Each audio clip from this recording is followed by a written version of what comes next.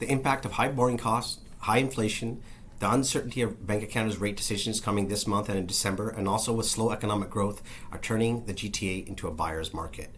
Now, one of the things I want to address, even though prices are up from last year September, in the bigger picture, prices have come down considerably, and we can see them going down further. Now, the peak of the market in the GTA was January and February of 2022. Since that time, during that time, we had the lowest amount of listings on the market. We had about 2,100 homes for sale with incredible amount of demand.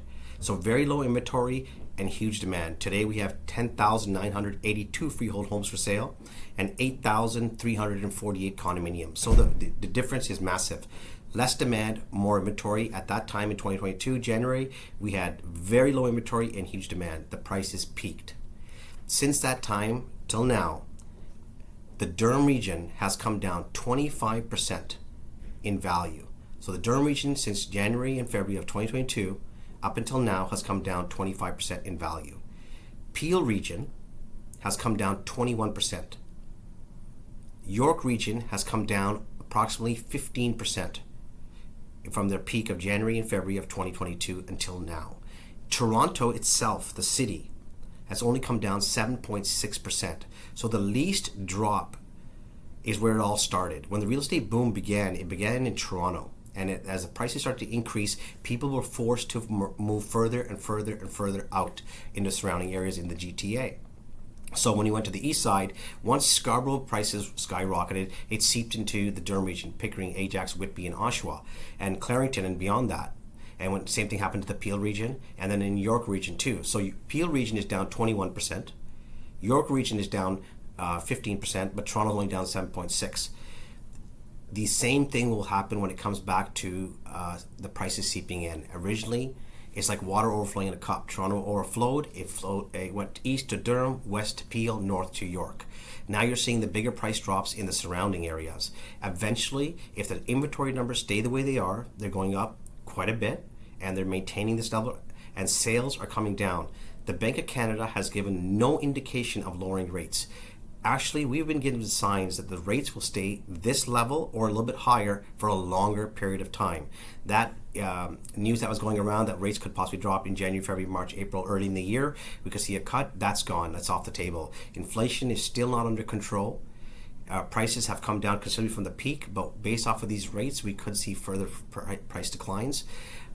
Again, in almost all the videos we shoot, we talk about clients that we've spoken to and we're working with. A lot of people are not able to afford their mortgages because the variable rates have gone up so much. On average, in Canada, we're getting about 100,000 mortgage renewals every month.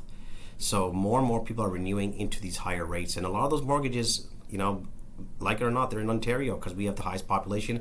I think in Ontario we have about 40% of the Canadian population. So we're getting a lot of people who are renewing their mortgage to higher rates, having affordability issues. There's no help coming in the sense of, the inflation is slowing down or the interests are really having a huge impact on the economy because the economy is still moving along okay, even though we're seeing more job layoffs. Real estate prices are still high, but unaffordability is everywhere. So give us a shout if you have any questions at any time. It's Real Estate with Raza, 416-995-7317. And one of the things I wanted to talk about too, just ending this video, is a lot of people talk about immigration coming into Canada, and there'll always be tenants, there'll always be people looking to buy. New immigrants don't buy real estate. They're not able to. They come into this country with about a year's worth of money to survive and then get a job and kind of build themselves up.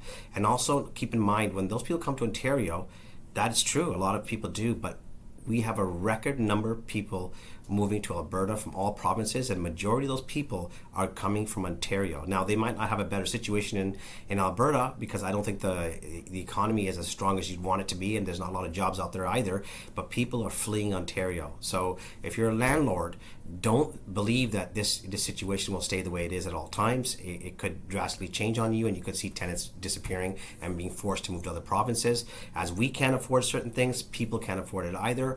And people looking to rent, if they're not able to afford it, they're going to move. They're going to leave the province, the country, or do whatever they have to do. So the prices have come down from the peak, but we could see further declines if the rates stay this way. And if you have any questions for your personal situation, please reach out. I'm really enjoying this videos, guys. I enjoy the feedback. I've been able to help out quite a few people. So again, it's Real Estate with Raza, 416-995-7317. And until next time, you guys have a wonderful day. Bye-bye.